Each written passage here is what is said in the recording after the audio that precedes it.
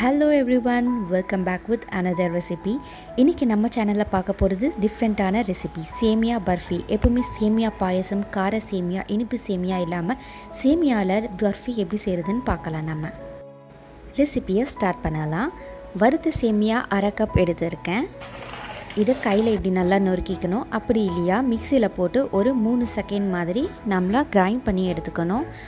இந்த மாதிரி பதத்தில் இருந்தாலே போதும், ரொம்ப பவுடர் பண்ணக்கூடாது. அப்போ தான் பைட் பண்ண போது நல்லாயிருக்கும். 2 டேபிள் ஸ்பூன் அளவுக்கு பட்டர் இப்போ எடுத்துருக்கேன். இதை நல்லா நம்ம மெல்ட் பண்ணிக்கலாம். மெல்ட் பண்ண பிறகு அரைச்சி வச்சுருக்க சேமியாவை இதில் ஆட் பண்ணிக்கலாம். ஆல்ரெடி வறுத்த சேமியானால் நம்ம 1 நிமிஷம் இதை வதக்கினாலே போதும். சிம்மில் வச்சு சேமியாவை வதக்கிக்கோங்க. இப்போ நல்லா வதக்கியாச்சு. 1/2 டம்ளர் பால் கொஞ்சம் கொஞ்சமாக நான் ஆட் பண்ணி மிக்ஸ் பண்ணுறேன். அதிகமாக ஊற்றக்கூடாது. சேமியா பாயசம் மாதிரி வேகவும் கூடாது. அப்போ தான் பர்ஃபி நல்லா வரும், கிறிஸ்பியாகவும் இருக்கும். ஸோ இதில் நான் 1 டீஸ்பூன் சுகர் ஆட் பண்ணுறேன். பால் சுகர் அது ரெண்டுமே இல்லாமல் கண்டென்ஸ் மில்க் இருந்தால் 2 டேபிள் ஸ்பூன் நீங்கள் ஆட் பண்ணிக்கலாம். இப்போ ரெடி ஆகிடுச்சு.